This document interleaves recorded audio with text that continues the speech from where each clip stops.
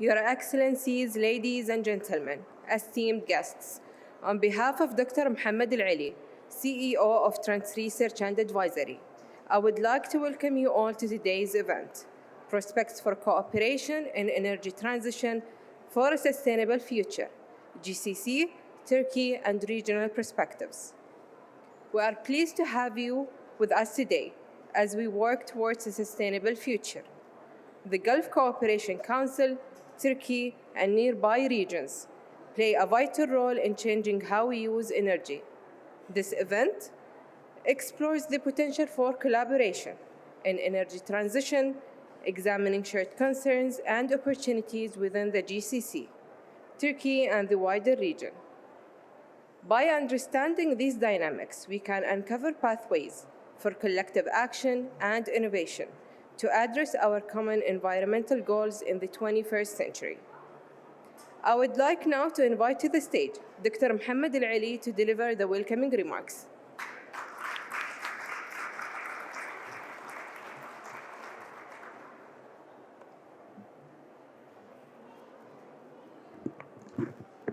السلام عليكم ورحمة الله وبركاته. مساء الخير. السيدات والسادة، أيها الحضور الكريم، يسعدني أن أرحب بكم جميعاً في هذه الفعالية العلمية الجديدة التي نعقدها بالتعاون مع شركائنا في المجلس الأطلسي فرع تركيا، وهي تأتي ضمن سلسلة الفعاليات المستمرة التي يشارك بها الترندز للبحوث والاستشارات في مؤتمر الأطراف كوب 28. فعالية اليوم تكتسب أهمية خاصة ليس بسبب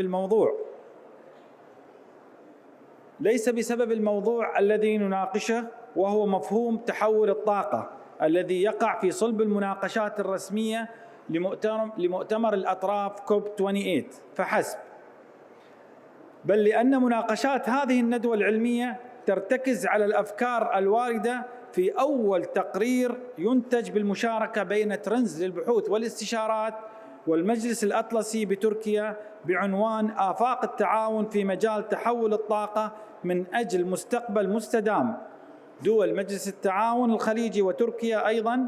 وأود هنا أن أعبر عن سعادتي بأول ثمرة من ثمار هذا التعاون البحثي البناء بيننا وبين شركائنا في المجلس الأطلسي فرع تركيا، وأؤكد حرصنا في ترندز على مواصلة هذا التعاون والدفع به قدما نحو آفاق أرحب.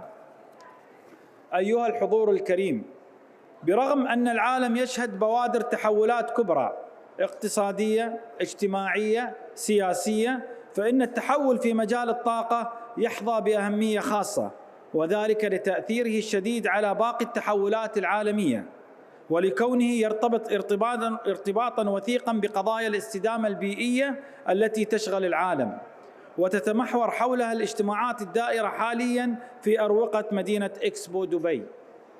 ومن منظور إقليمي يحظى هذا التحول بأهمية أكبر لدى كل من تركيا ودول مجلس التعاون الخليجي، إذ يتقاسم الجانبان الأهداف ذاتها المتمثلة في الحد من انبعاثات الكربون وضمان أمن الطاقة وتحفيز النمو الاقتصادي بشكل مستدام، إلى جانب أداء دور فاعل في الجهود العالمية والإقليمية لتعزيز العمل المناخي.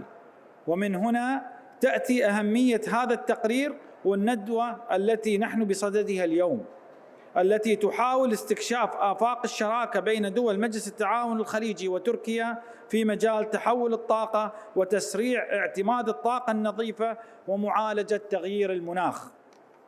أيها الحضور الكريم، إذا كان التحول في الطاقة هو القلب النابض لجهود الاستدامة الدولية، فإنه يمكن النظر إلى التعاون الإقليمي بين تركيا ودول الخليج في الاستدامة من زاويتين. الأولى في تسارع الجهود باتجاه الطاقة النظيفة الذي يخلق فرصاً استثمارية واعدة لدول الإقليم، وأيضاً يعزز فرص الاستثمارات البنيوية ويقلل مخاطر التحول بعيداً عن الطاقة الإحفورية إقليمياً. أما الزاوية الثانية فتتمثل في أن التعاون الخليجي التركي في مجال تحول الطاقة عبر تبادل المعرفة وأفضل الممارسات يمكن الجانبين من التعجيل بالتكيف مع المناخ، مما يجعل التحول أكثر كفاءة وفعالية من حيث التكلفة، ويمكن أن يقدم نموذجاً إقليمياً في هذا المجال. مرة أخرى أشكركم جميعاً على الحضور والمشاركة، وأجدد الشكر لشركائنا في أتلانتس كونسل فرع تركيا على هذا التعاون البحثي البناء. والسلام عليكم ورحمة الله وبركاته.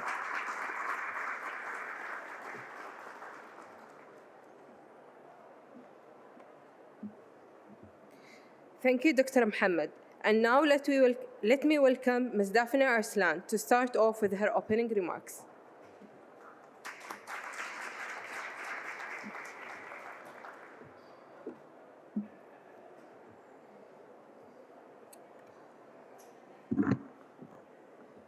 Ladies and gentlemen, Dr. Mohammed Abdullah Ali and Ambassador Tuncer, it's an honor to have you here today, and all distinguished guests.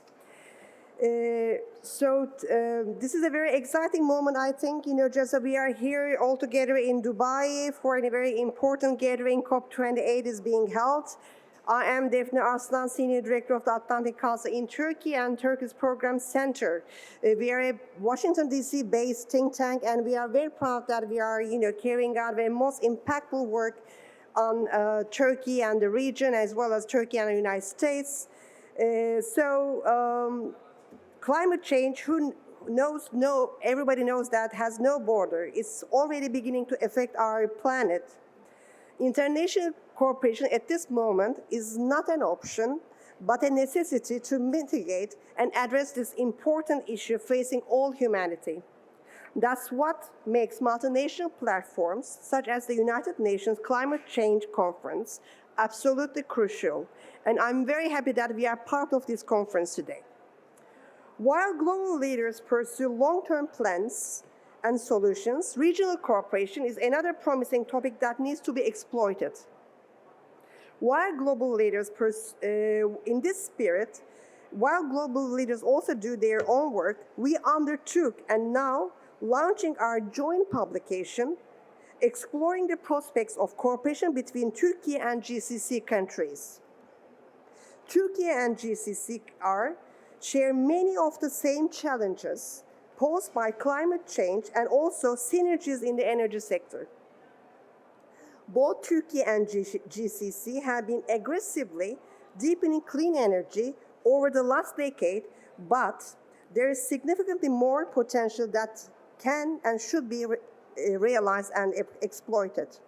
Turkey, a net energy importer, is seeking greater energy security and independence, while GCC countries, important energy exporters, nonetheless recognizing the importance of diversification and prepare for a decarbonized future to meet 2020-30 to start with goals and definitely eventually 2050 goals. Coming at a time of expanding strategic and economic engagement between Turkey and many GCC countries, I believe this is a very timely topic to exploit and explore. At the Atlantic Council generally, and also in my center, energy is one of our core and critical focus areas. We have had a very large presence at COP this year with a rich variety of events, including Global Energy Forum and programming. This also underscores how seriously we take the challenges facing the energy sector and the threat of climate change. At the Atlantic Council and Atlantic Council in Turkey and Turkey Program Center, we are proud of our long-standing work on clean energy, including the Regional Clean Energy Outlook Conference we host every other year in Istanbul, bringing together key stakeholders across the wide region from Balkans, Caucasus, Central Asia, and Middle East. For in the next one, we do hope that we are willing to see GCC countries there as well. I would like to thank again Trans Research and Advisory for their excellent cooperation. Again, Dr. Mohammed, thank you very much again for your remarks and participation. I also would like to thank Serhat Süha Çubukçuoğlu and Grady Wilson from our team for their coordination to bring this report into real. This report itself is a great example of cross-regional cooperation between two great entities, Atlantic Council and Trends Research and Advisory. I am very glad that we are here today, so without delay, looking forward to our discussion, which will be starting in seconds. And of course, strongly urge you check our report, which you will be seeing, the barcode on the screens in a moment, which you can also download to your computers and mobile phones. With that pleasure, it is my pleasure to leave the floor to Dr. Serhat Suha Çubukçuoğlu, researcher and senior fellow in the strategic studies at Trends, to moderate our panel, including our panelists. So I would like to welcome again and thank you for being with us today.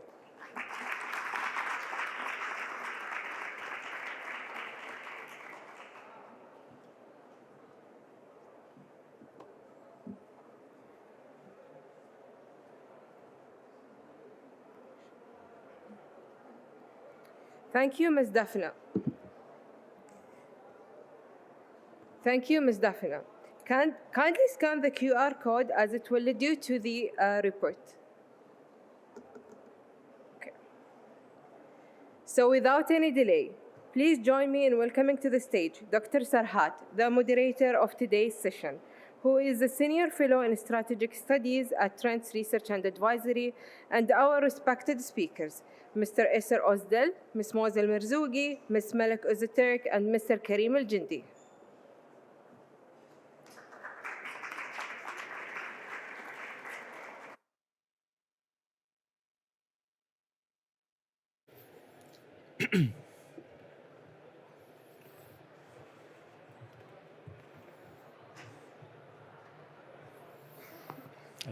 Yes, right next to me. Thank you. Good afternoon. Distinguished guests, dear Ambassador Tunçer, Dr. Mohammed Al-Ali, Defne Hanım, thank you. Thank you for supporting our joint report, for joining our session today on this important occasion at COP28. This year also marks another important occasion. It's the 50th anniversary of diplomatic relations between the UAE and Turkey. So we thought that this report and the event follow-after would add a valuable link to the chain of events, meetings, and reports that we did over the course of this year, and concluded with a positive message to all of the participants, not just in the UAE and Turkey, but across the GCC. We have 4 panelists who contributed to our joint report on prospects in energy transition for a sustainable future, the case of Turkey, GCC, and from a regional perspective. Let me introduce our distinguished panelists. Musa Al-Marzouki, researcher and head of economic section at Trends Research and Advisory. Welcome, Musa.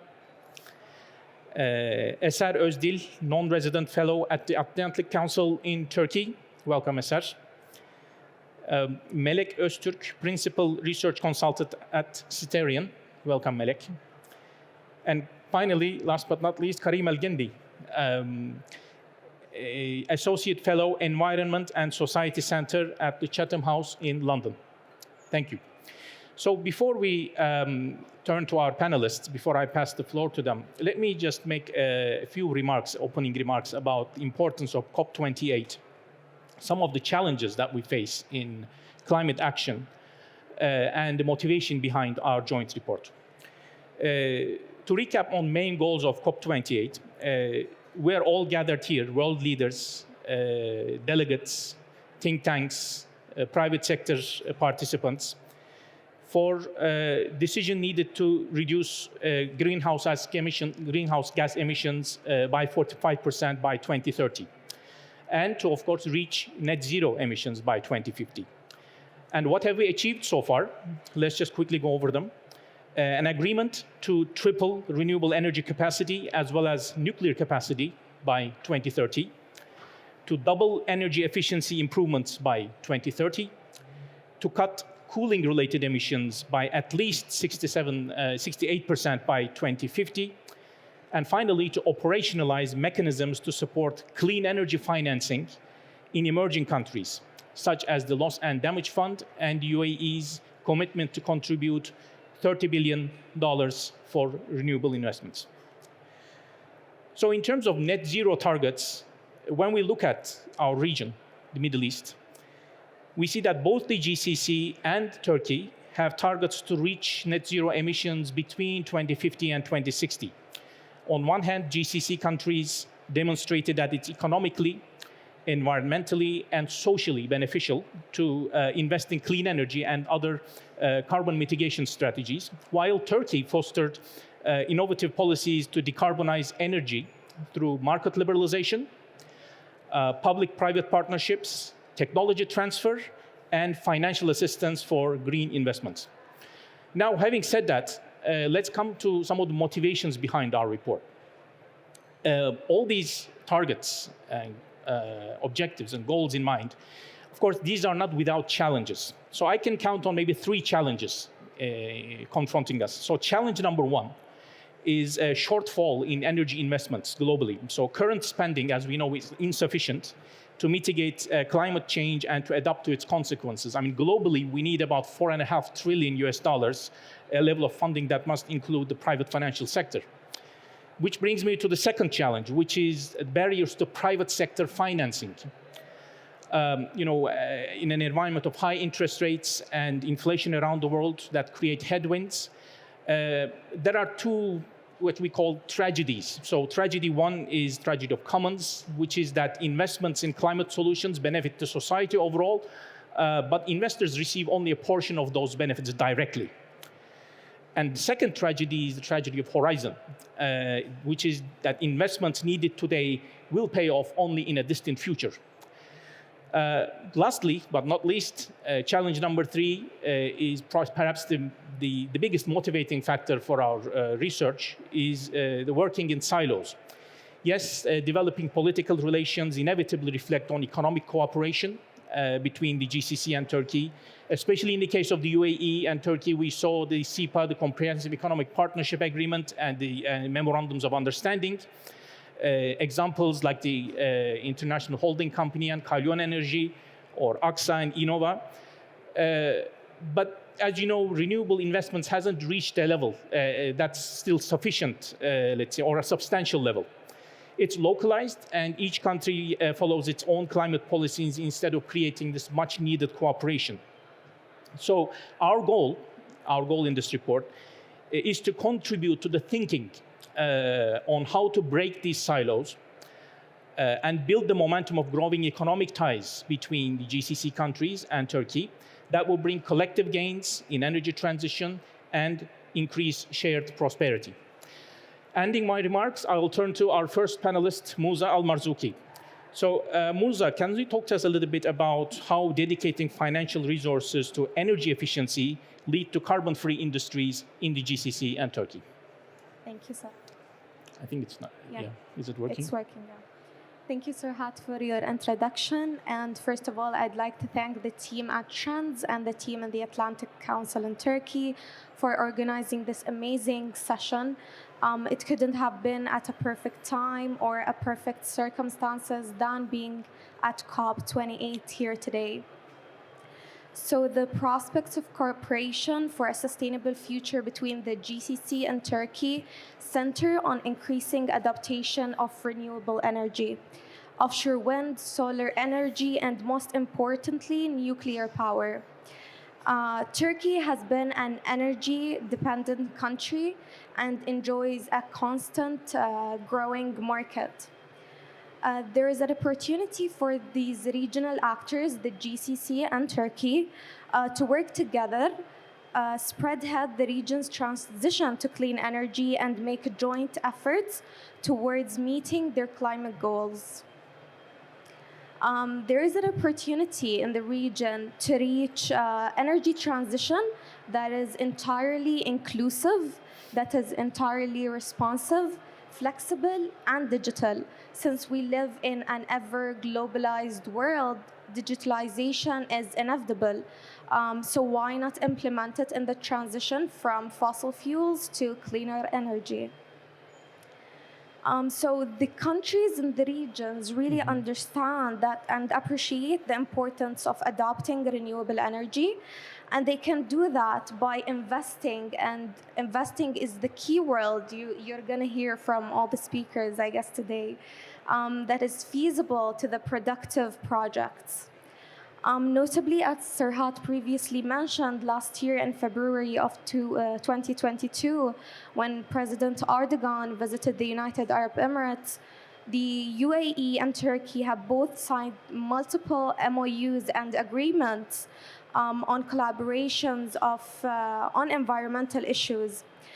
The two nations, the UAE and Turkey, decided to work together to support the global transition to climate neutrality.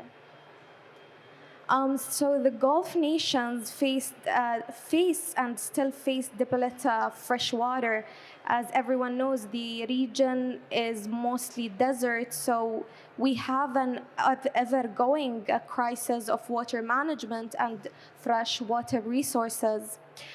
So within the next 50 years, it should be a top priority for the region to focus on the freshwater resources.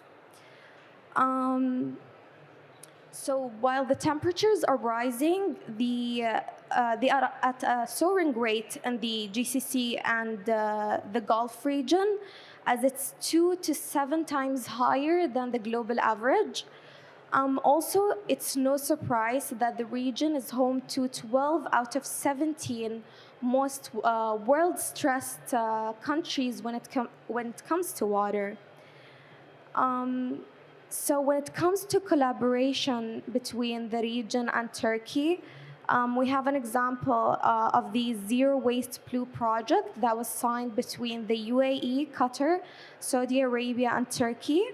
And it's signed to aim to keeping gas and water resources free from waste. So let me conclude my talk with that the Emirati Corporation have interested in projects that both benefit the GCC and Turkey, and they costed 1.8 billion dirhams that are committed towards the energy transition. Thank you very much, Muza, for this overview. Thank you. And that also explains why we joined forces with Trends and Atlantic Council in Turkey to bring these topics around renewables, sustainability, and energy transition into the forefront of the discussions in here at a timely point like this. Thank you, Mozab. So let me turn to Eser.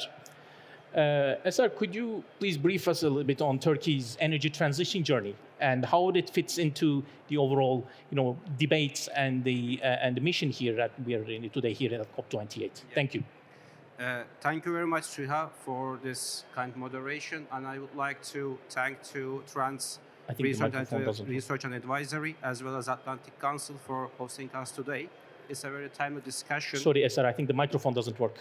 Okay. Now it is. Yeah. Is it working right now? Can you hear me? Okay, so once again, thank you very much for your kind moderation, as well as thank you very much to Trans Research and Advisory, as well as Atlantic Council for hosting us today. It's a very timely discussion, I believe. So I will try to as brief as possible in outlining Turkey's energy transition perspective. I think our current minister, Mr. Alparslan Bayraktar, has written an article back in 2016 about explaining the Turkey's energy transition roadmap. And in this article, he was explaining the 2002 and 2016 as the energy transition 1.0, and then 2016 and 2023 as energy transition 2.0. So basically, his parameters are explaining quite well where Turkey is coming from and where Turkey will continue after 2023. As 2000s, basically, Turkey had one priority in the energy transition roadmap that was roughly supply security plus affordability in the energy prices. So whoever comes as the energy minister, as far as I remember, I saw 4 different energy ministers so far in Turkey because of the long AK Party governments. The day one issue of the whole energy minister was to ensure supply security. That was very critical, especially during the period of Mr. Berat Albayrak, because we have fallen the Russian jet in the Syrian border back in 2015. And basically, the second question was how we can keep as affordable as possible the energy prices. So if you look at the policy set of the government of the AK Party, you can see that after 2002, Turkey launched a very wide privatization policies in order to increase private investments in the energy generation. Then basically, Turkey also launched a very huge privatization movement in the distribution businesses, especially electricity and natural gas distribution segments, in order to distribute all the investments to the private sector, as well as increasing the efficiency as well as the digitalization level.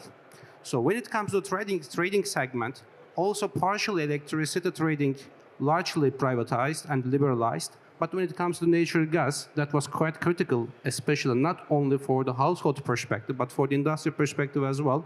So this segment still is kept under the hand of the government institution. So between 2002 and 2016, Turkey attracted more than $60 billion investments to energy sector. Most of the private companies invested. So when in 2002, the share of the government on the electricity generation was around 75 to 80%. Right now, it's less than 25%. All distribution businesses are privatized. Only one municipality country, which is İGDAŞ, the Istanbul Gas Distribution Company, is controlled by the municipality. All the energy distribution businesses is also privatized. So, which means that Turkey paid high attention to bring private sector to the game in the first 14 and 15 years of the AK Party government. Between 2016 and 2023, which is called Energy Transition 2.0, basically investments to ensure further supply security was the primary area, multiplied with localization and domestic production. So the key pillar of this period was the renewable energy zones policies, which attracted huge Turkish and foreign investors to renewable energy production plus domestic equipment production. Basically, as you said, that between the Turkish and UAE joint venture right now is the biggest producer in Turkey for solar in Konya region. They have established capacities almost 1.2 gigawatt, which is far more the largest power plant in Turkey for the solar perspective. And then actually, from the wind perspective, also we have established the biggest wind farm in Turkey, which is also 1 gigawatt.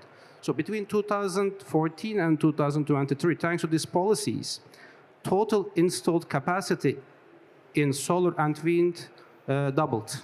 So at that time, the installed capacity was around 7 to 8 gigawatt. Right now, the installed capacity, both in solar and wind, exceeded 20 gigawatts in Turkey, which is making 20% of the all installed capacity. So that's quite a huge number. And if you multiply these production numbers with the hydro power plants, Turkey is covering almost 45% of the electricity demand from renewables. This is far more better than the most of the European countries, honestly speaking, and this is perfectly very good. So what Turkey will do after 2023, and basically what kind of opportunities that we will see here. So you know that there is a very famous concept, which is to define energy transition to low carbon economies. This is 4D, this is called as a 4D, decarbonization, decentralization, digitalization, and diversity. So especially when it comes to these four main principles, I cannot say that no country is an island. Because when it comes to digitalization, we need to rely on the technologies of each other. When it comes to decentralization, we need to rely on the experiences of each other. When it comes to diversity, we need to rely on our experiences. So that's why what Turkey is trying to do after 2023, the first, Turkey wants to decrease dependency level to foreign imported energy resources, basically oil and gas. So that's why Turkey wants to increase further the installed capacity of the renewable power plant. And Turkish National Energy Plan outlines that until 2035, we will add another almost 90 gigawatt new installed capacity in the electricity generation, and 65 gigawatt will come from the renewables. So in Turkey, we need to attract at least another $40 to $45 billion of investment to renewable energy generation. Then basically Turkey wants to have 5 gigawatt established electrolyzer capacity in hydrogen production because Turkey doesn't see itself only a good opportunity, a good location to produce hydrogen or ammonia, also a good trading hub and transit route for the green hydrogen and ammonia to be pursued in the Gulf region and the Middle East. So that's why Turkey wants to put together all the value chain thanks to its geographical location as well. So that's why what I see, as well as what I have written in my paper. So basically, if you want to go fast, we need to go alone. But if you want to go further, we should be together. So that's why in the future, I believe that thanks to good financial capabilities of the GCC countries and good reputation and good experiences of the Turkish private sector, we can put together the capabilities of these two countries together, and we can create new success stories in the energy transition, both in Turkey, both in the region. So I will stop here, and we will continue with the Q&A. Thank you. Thank you, Eser, for this overview on comparative advantages and synergies between the GCC and Turkey. So let me switch gears and turn to Melik. Could you talk to us a little bit about synergy between electric mobility and renewable energy? Where do we see the electric vehicle partnership going forward in here? Over to you. Thank you, Suha. It's great to be here, and thank you for the great event. And I would like to start with the transportation and how it's contributing to the carbon emissions in Turkey. For example, Turkey's around 17% is coming from the transportation, whereas for Saudi Arabia and UAE, it's the second and the third largest contributor to the emissions, which shows us a significant, actually, amount of effort needs to be done with these areas, especially in the transportation. For example, while we are looking into consideration, we are seeing that in Turkey, the electric vehicles have been increasing at a really fast pace, around like 200% growth in the last 3 years. So we are seeing a really high demand, but it's also, we have to note that most of them are currently imported vehicles. However, the Turkey is also producing its own electric vehicle called TOG, and it's also in the market, which we are seeing it's going to grow even further. And when we are comparing it to the GCC countries, we are not only seeing also there is an uptake there, but we are seeing another manufacturing hub is being developed in Dubai, and also Saudi Arabia is following this trend with importing actually 14,000 vehicles to the country because there is no manufacturing there. And also we are seeing another effort in Qatar to build their own vehicle called Eco Transit. So considering all these factors, we are going to see in the next few years that there is a high demand there. But the most important thing is how these electric vehicles are being fed. Because if it's being fed from the fossil fuels or coal, it's not going to be possible to reach net zero in the transportation sector. So then it's actually integrating us to the renewable energy that we are talking about. And the Turkey is actually right now having a high percentage of renewable energy in terms of transition, around 50%, but it doesn't only involve the solar and wind, but also geothermal energy and hydropower as well. And we believe that Turkey is going to reach its targets by 2030. And we are seeing also another fast growth in the UAE and Saudi Arabia with their construction of the large solar parks. I think that they are going to also going in a fast pace, even though their numbers are low currently, but they are going to have a larger capacity to reach those. And I'd like to also bind these renewable energy to how to achieve these renewable energies in collaboration areas. There is also the energy storage systems comes into place here, because without the energy storage systems, it's impossible to actually store the solar or wind-powered energy in the sites. So it's actually one of the most new topics, and most new, while saying most new, it's not the technology is not there, but it's the regulations is just started. For example, in Turkey, there's a mandate to if you're going to build a renewable solar or wind park, you have to build also energy storage with the same capacity, which is also mandating these industries to not also benefit to the grid, but also to benefit to and self-sufficient, networking in terms of the grid infrastructure. But we are seeing a high demand in terms of, especially in the companies and the private sector, to this licensing. But the issue is that due to the high inflation and the current economic situation in Turkey, we are seeing the financial investments are a little bit of delaying these investments. So it's really important to collaborate in that sense with the GCC countries. And another area of when we look at the transportation is that the technology in the batteries, and we are seeing in the globally, the EV production is becoming really local and domestically produced. So this is really becoming important for Turkey and the GCC countries as well. And both regions are really rich in their resources, such as sodium and also hydrogen we are talking about, especially in the battery chemistry. We are looking at the largest market is right now lithium, which is a scarce earth material, and there has to be another technology that needs to be replaced that can be sourced from local resources, such as sodium, and Turkey and the GCC countries are great in that sense.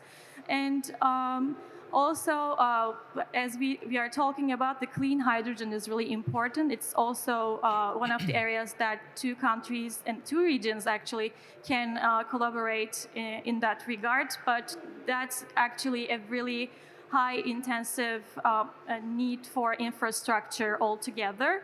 But all these, if we were to combine all these different sustainability practices, I think we are going to see more decentralized approaches in different industries as well as the residential areas as well. And currently we are seeing an uptake towards the grid and utility industry, but I think it's going to move forward to more private companies who are being self-sufficient in terms of also feeding their energy, and it will move towards the residential areas as well. Thank you, Melek, for your remarks. Yeah.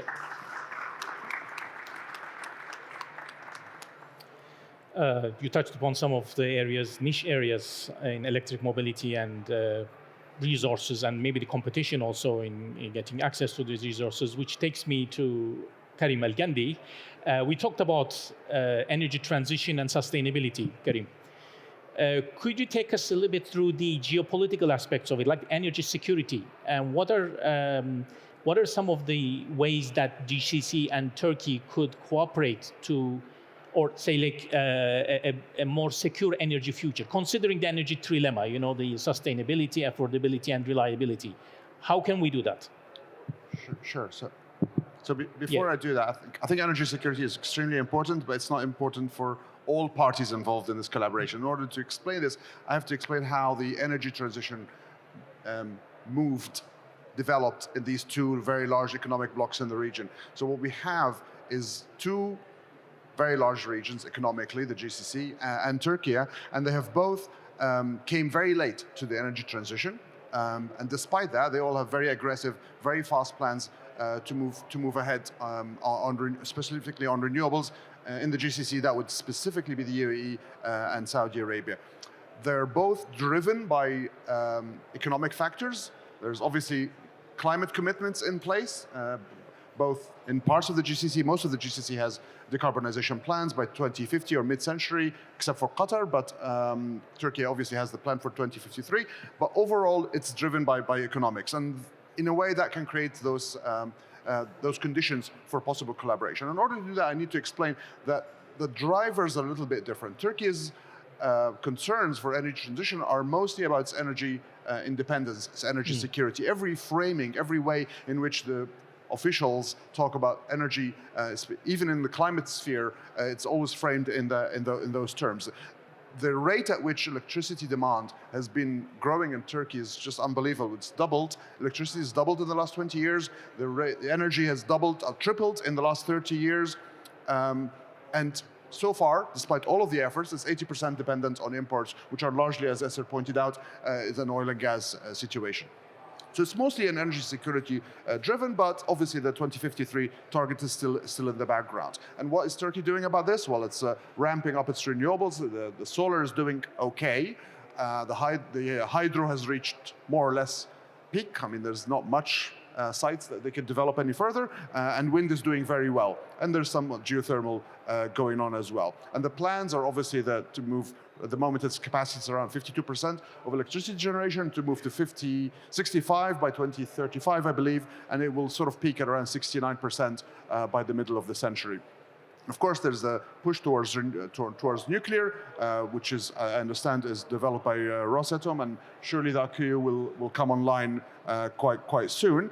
And there's this interest, very budding interest in hydrogen that only came out recently. As 2 years ago, Turkey didn't have any plans or any ideas about hydrogen, but now it's very interested and it has very ambitious plans for generation capacity, around 10 million, which is equivalent to all of Europe's import demands for hydrogen. Also, Turkey's renewable energy targets around 52 gigawatts, and for solar alone, and for wind, the additional targets around 20 to 30 gigawatts. Just to put that in perspective, Saudi Arabia has plans for roughly the same time frame of around 60. So we're talking roughly the same ambitions, and both of them are extremely difficult to achieve in those time frames.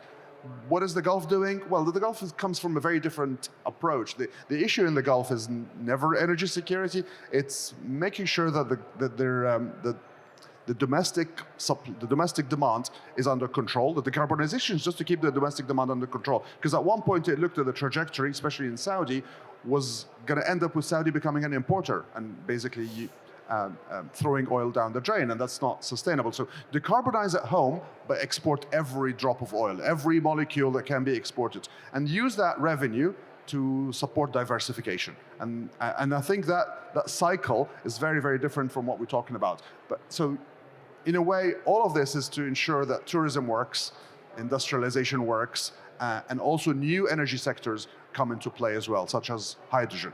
And if I may point out, the UAE and Saudi Arabia build on an extensive energy background that supports that hydrogen infrastructure. The know-how within the sectors here in the region is quite exceptional. And of course, the UAE has great plans to reach, I understand, 30% by 2031 of its grid from renewables, and Saudi Arabia has the almost unachievable goal of reaching 50% within the next 7 years. But anything near 50% would be great.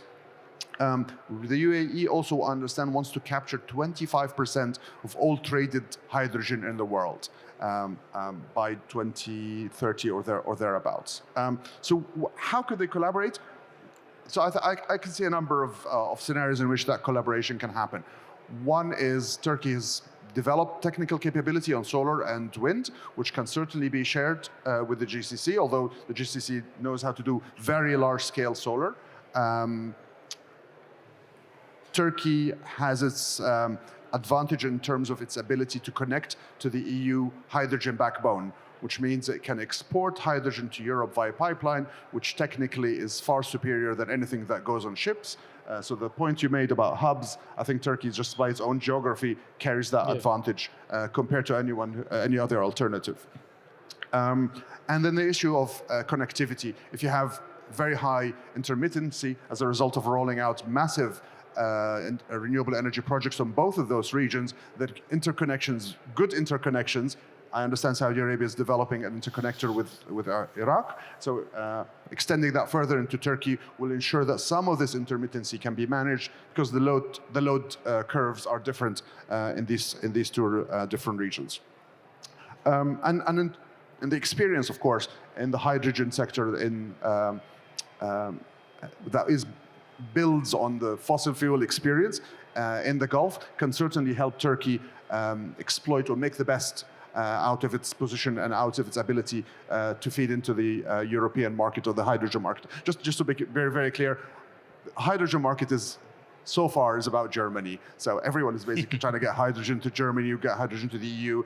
The EU was very clear, we want to buy 10 million by 2030. Who's going to provide that? And it's a race. You've got countries across the southern neighborhoods. You've got Morocco, Egypt, you've got the UAE, Oman, and Saudi Arabia, and now Turkey are all interested in supplying as much as they could of that. And collaborating, I think, will ensure that you get the best economically viable option to the European markets. And of course, there's the easy thing. So obviously, the GCC can finance some of the renewable energy transition because of the privatization. We've seen that in the attempts by Masdar to buy a major wind company recently. And of course, collaboration both between businesses and research and development between universities. This would go without saying in any sector, but specifically because they can create quality jobs and create key skills within the younger generation that can benefit both of those two regions. And with that, I will end. Thank you so much. Thank you, Karim. Thank you. Thank you, Karim. So what we'll do now is we'll go to each of our panelists, and I'll ask a question to each of them in round, and then we'll pass the microphone to the audience for your comments and questions. And I'd like to ask our panelists to please limit their answer to about 3 minutes so that we can leave time for the audience to also join in. Let me start in the reverse order. So Karim, you talked about some of the energy synergies, maximizing mutual benefits about these sectors. Now, there are competing, theories, thoughts on whether, economics follows politics or politics follows economics. And how do you see this from a GCC Turkey angle? Can this cooperation in energy security or energy partnership, renewable and clean energy investment, spur regional stability, reduce geopolitical complexities, and create new markets for energy production? Sure. I think in this case it's a case of politics following economics, and I think if you have joint projects, that would certainly develop an environment of collaboration. If you create joint infrastructure in a way similar to the steel and coal arrangement in the old days of the EU, creates this interdependency. And once you create interdependency, the cost of tensions becomes higher, and so you basically lay the ground for making it much harder in the future of having geopolitical tensions between different regions. And we've seen with the reconciliation recently across the MENA region, if you include Turkey into that, that has certainly enabled some of this. But you need to build infrastructure that would keep that in the long term and reduce the risks of a reversal that could happen in the future. And financing, of course, is an additional factor in which you can have money on the ground, so you've got skin in the game by the different factors. I don't want to fall into the cliche of a GCC finance projects. I think that should go in both directions, given that in some cases it's a technical expertise from the GCC that can support projects in Turkey. And of course, people-to-people collaboration, so that's where the R&D part will fall in. One of the most important aspects, and on this occasion, especially being face-to-face together here, is a much valued occasion. Thank you. So Melek, let me turn to you. We talked about electrification, and let's touch a little bit on carbon dioxide emissions. So where do Turkey and GCC countries stand on carbon dioxide reducing emissions as part of the transformation of and electrification of their transport networks, and how can they collaborate in this regard? Thank you. Yeah, great question. Thank you. Turkey. Let's start with Turkey and how they're approaching the carbon emissions in terms of transportation. Is actually first they're reducing the high taxes which is normally implied on the non-EV vehicles. We are calling it internal combustion engine, the ICE vehicles in short. So normally there is a, let's say, 60% to 200% tax rate in Turkey currently being applied to the ICE vehicles, while right now for EVs it's as low as 10 to 60% within the same range, which is a great initiative and incentive for people to start buying also EVs. Similarly, in the Dubai government also set a target to have 30% of their government fleet to be EVs as well. So they are starting from a more purchase side and funding the vehicles, which is also another approach that we are seeing in this area. And we will also, in Turkey, electricity is actually advantageous over petroleum prices while we're considering, and there is an actual economic benefit to the users. And we are actually seeing hopefully to see a similar approach in the GCC countries as well. And because there's also a reduction for the fuel prices here, which is expected to also transition towards the EVs slowly without actually jeopardizing the profitability and the economic well-being. And the collaboration areas are definitely, I'm seeing in the batteries, which touches upon which actually there is a great business model in terms of circularity, that you can actually use the vehicle batteries in the energy storage systems as well, because they are in the cars, there is a need for 80% of capacity, very high quality batteries are needed, but it's not the case for the stationary batteries that we are talking in the energy storage systems. So I think there needs to be also a scalability, and the more the vehicles are being pushed, there will be more need for the batteries in the energy storage systems, and then we will reach together the profitability in each industries and in each region. So larger and mass production is the key, I think. Thank you. A quick question on that one. So in Abu Dhabi, for instance, we see Tesla taxis. How close are we to see similar type of arrangements in Turkey? There is actually blue taxis in Turkey also. It's Okay. not Tesla, but Maybe TOG. TOG Yeah. is also Yeah. developing Yeah. the same. And I think we will see more, but there needs to be more incentives given to the taxi drivers to purchase those vehicles as well. Okay, thank you. Eser, let me turn to you. Hydrogen, it's a much discussed topic. Almost all of us touched upon it. So could you tell us how can the GCC and Turkey cooperate in hydrogen production and export? What opportunities are there in the $30 billion investment that the UAE has announced? Please. Well, I see position of Turkey on hydrogen as cautiously optimistic. Okay. Why I say cautiously optimistic? Because if you look at the recent national energy plan, the target of Turkey is to have 5 gigawatt of electrolyzer capacity as of 2035. So this is not that huge ambitious plan. But if we go to 2050, basically Turkey wants to have 50 gigawatts of installed electrolyzer capacity, because when I talked to the bureaucrats and the Minister of Energy, they consider that the scale of economics on hydrogen production will be seen after 2030s, I mean the mid-2030s. Still, hydrogen production is quite expensive, as well as if you look at hydrogen prices, they are not very competitive versus natural gas prices, because hydrogen is considered mostly as an industrial process fuel rather than fueling our houses. When it comes to the blending hydrogen to natural gas to a certain extent, like 10 to 15%, basically all the technical feasibility studies are proving that the blending like 10 to 15% hydrogen to Turkish natural gas distribution grid is affordable. The same in the European as well. Again, that's going to increase the cost of the natural gas to the end users. So that's why Turkey wants to work on the hydrogen technologies. Turkey wants to have capability to produce hydrogen. Turkey wants to be a kind of a transit plus trading hub in hydrogen transportation trading between GCC, Middle East to European countries. This is clear. But basically, what I see, the acceleration of the investments to hydrogen in Turkey probably is going to be after 2035. So when it comes to your specific question, will hydrogen take a certain share from this $30 billion of investment package? As of now, we don't know, because all these agreements are at the memorandum of understanding stage.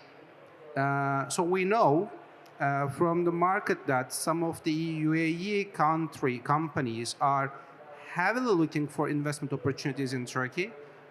Some of them we are in talk, basically. But still, I can say that these are in the feasibility or market research level. So probably we will need a couple of years to see the materialization of these investment plans. However, in the meantime, we may expect some mergers and acquisitions between Turkish and UAE or between Turkish and Gulf companies. This is always open opportunity. Thank you, Eser. Well said. And Musa, let me turn to you for our last question.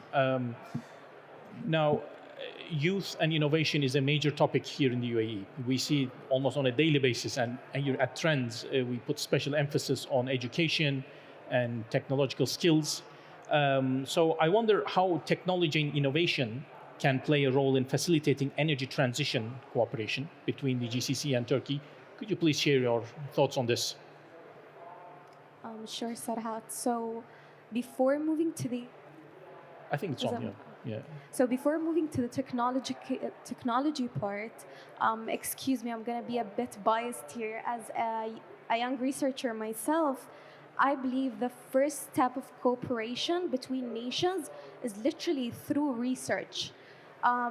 Because when you exchange this knowledge between nations, you're looking at the knowledge transfer towards the future, whether it's in energy, whether it's in technology. And since we are talking about energy transition, it's a very vital step for nations to invest in their research facilities. So yeah. Yes, thank you. Thank you, Musa. Let me open up the floor to questions and comments from the audience. Does anyone want to volunteer? Yes, please. Yes. And if you can please introduce yourself. Yeah, thank you. Volkan Yiğit from Istanbul, Turkey, energy market consultant. So basically, we're talking about investment feasibilities and etc. But I want to open another topic here. Maybe Karim could answer that with Eser as well. What about the market liberalization? Because Turkey has vast amount of experience in liberalizing its market, energy markets, mainly electricity markets, going on to a spot market with taking risks, moving further away from subsidies or feed-in tariffs. So do you think the GCC countries will open an era for such developments, for such cooperation areas, perhaps in the coming years? Sorry, if I understood your question correctly, are you suggesting that the GCC markets would adopt a similar model to the Turkish electricity market, mostly? Electricity market. Well, the GCC has its own arrangements, and in some cases you get companies like Aqua Power or Masdar who could sell to the grid under feed-in tariff or net metering schemes. Obviously not to the same level as you have in Turkey, where it becomes highly competitive. Exactly. But would it go in the same direction? I'm not sure it will end up going in the same direction. I think the nature of the market is different, and I wouldn't go as far. But I would hand over to Eser, who I think understands the energy market better than I do. Eser, would you like to comment? Well, we are always discussing this issue with Volkan in Turkey, so I don't want to bother you here in this room. But basically, the thing is that as far as I know, structurally and fundamentally, markets are quite different in Turkey and GCC countries. Because in Turkey, we have more than 2,000 different of power plants owned by hundreds or 200 different family or investment groups. Basically, the energy production is a very diverse business in Turkey. So that's why this power plants should be competitive in every single aspect, from the marginal price perspective till efficiency, because of the source type. The source type also is very various in Turkey. We have hydros, we have coal, we have natural gas, we have solar, we have wind, we have biomass, we have various types of different energy production resources. That's why the fuel types, power plant types are quite competitive itself. But here in the GCC, this is not much diversified in the current businesses. As well as the ownership structure is quite different in Turkey and the GCC countries as well. Yeah. So that's why basically I am not expecting to see that huge level liberalization plus competition in GCC markets. However, what we know that since the cost of the power plants are decreasing, especially in the renewable side, I believe that the cost of the electricity and the decarbonization level also will be further decreased in GCC countries. So that's why the global developments, global technological developments also will bring the efficiency itself to the GCC countries as well in terms of pricing. Okay, yeah, I agree. Thank you. Mr. Ambassador, please. Yeah, Ambassador Tugay Tunçer, Your Excellency.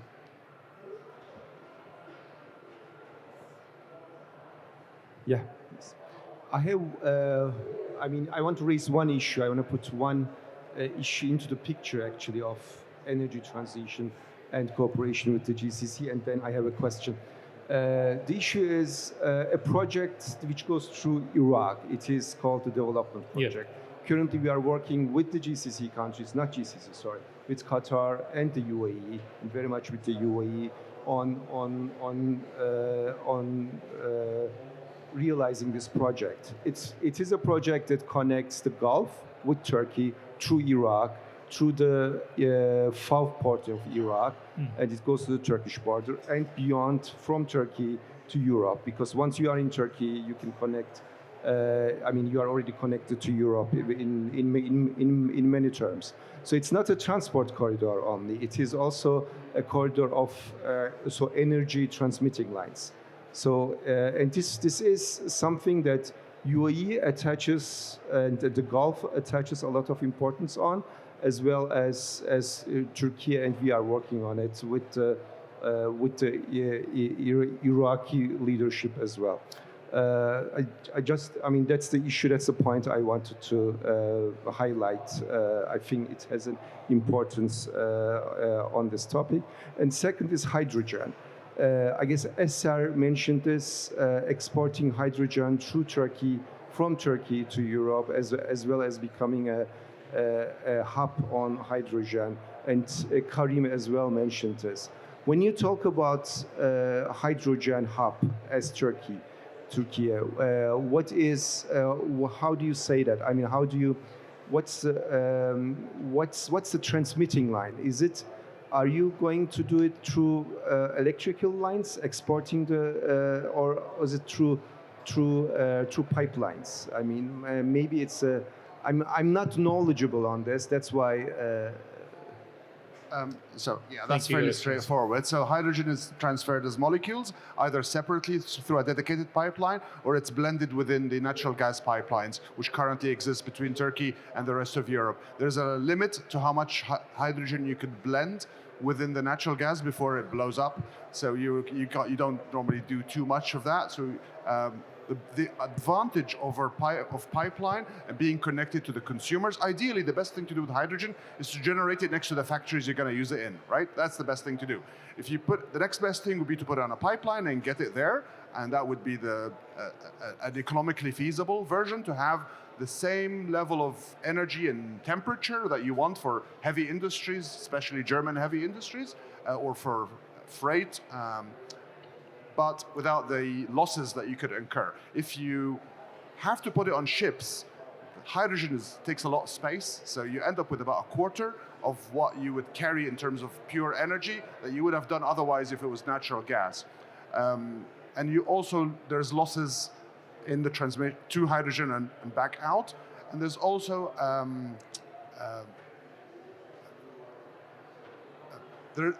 overall the losses in conversions and the requirements for cooling, which is far more than any cooling that would happen on LNG. You can't use the same ships for LNG, so you have to get new ships that are even more cooled. Overall, all of those make hydrogen not as economically viable if you do it on ships. It's still doable, and I'm sure there's a customer out there that would want to buy it this way, but pipelines are a much straightforward option.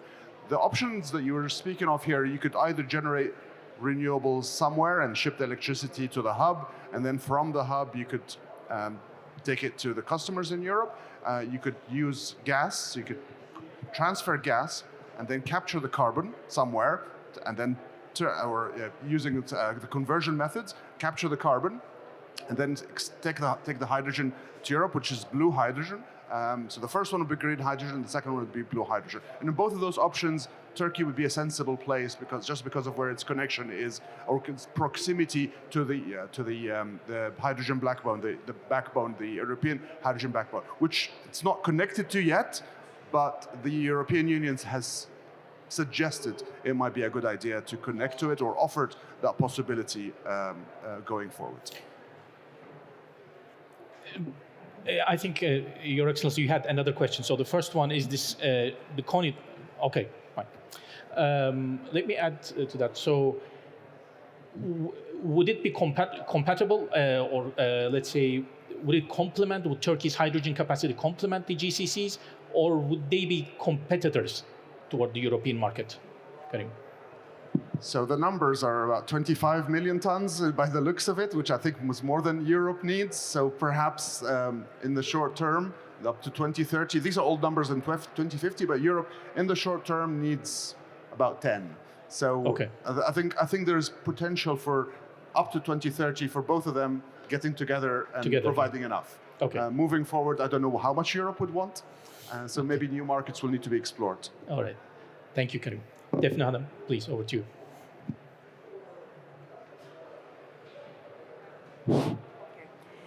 First of all, Serhat, great moderation, congratulations, and this has been a great panel. My question will go to Musa. Musa, I think in your last remark, you pointed on underlined a very important topic about, just the corporation should also be in research and, area. So can you, let's expand this a bit, just so thinking out of the box. So are you suggesting maybe to build technology zones coming together, GCC and Turkey, or exchanging students, or just so building research hubs, just in the region, coming all together, all the countries that will help the industry and all countries in the region to lead this, cooperation. So if you can expand, it will be great. Thank you. Yeah, you've covered it when it comes. I think it's on. So you covered it when it comes to exchange of students, researchers, and I mean one of the first steps taken is me working with the Atlantic Council in Turkey. So yeah, why not invest in students? Why not invest in research centers? There are already hundreds of research centers around the region. Well, not in the UAE. So why not invest towards these researchers? And yeah, there are some student exchange programs, so why not implement them when it comes to energy and the energy sector as well? So that was my point, to be exact. Thank you. I think we have time for one more question. Yeah, thank you. Hi, thank you for the session. It was really informative. I'm a geopolitical risk analyst and I cover the MENA region. My question is for Mr. Karim. I know you mentioned that Turkey's geographical location is quite useful for pitching it as a collaborative approach for exporting energy. There's an IMEC corridor that is proposed that is going to connect from Mumbai to all the way to Europe using the Middle East region without Turkey being included. It's a long-term project. I'm not sure if you're aware of it. But do you suppose that such long-term plans may pose as huge challenges for collaboration between Turkey and GCC? Or do you think that there's still high scope for Turkey to pitch itself as a great geographical, leverage that it has right now? Good question.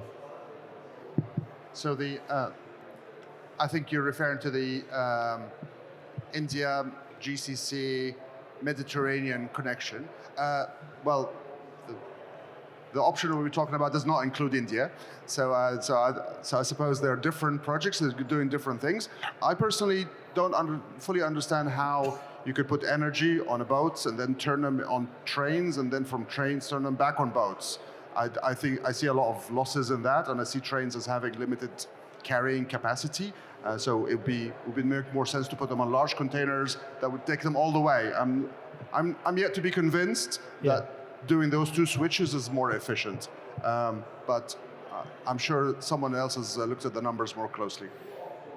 Yeah. Anyone would like to comment on that? I think that intermodal transport mechanism makes it somewhat risky or prone to geopolitical risk as well. But it is nevertheless an alternative and worth to be discussed. But as we discussed, there is another way that may go up further north through Iraq, GCC, as you and I were discussing before the session, Karim, whether the rail link can be expanded and extended as an alternative to the IMEC corridor. With that, let me quickly summarize some of our points. So GCC-Turkey partnership in renewable clean energy investments holds immense potential for a sustainable clean energy future, offering economic, environmental, and social benefits to all of us. Turkey and the GCC share opportunities for synergy, leveraging differences in their energy resources, in their comparative advantages.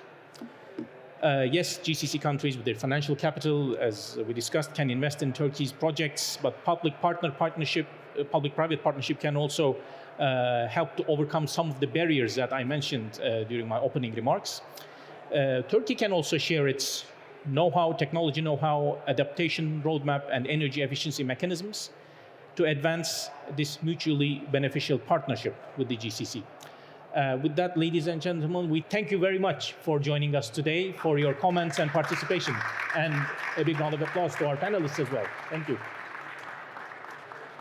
I will now pass the microphone to Ala. Yeah, thank you. Yes, I think you will see the barcode for our report. As we conclude this discussion, I would like to express my gratitude to our respected speakers and audience. The shared knowledge and commitment showcased today highlight the importance of international collaboration. Let's continue working together for a more sustainable future. Thank you all. Thank you, Ala. Thank you.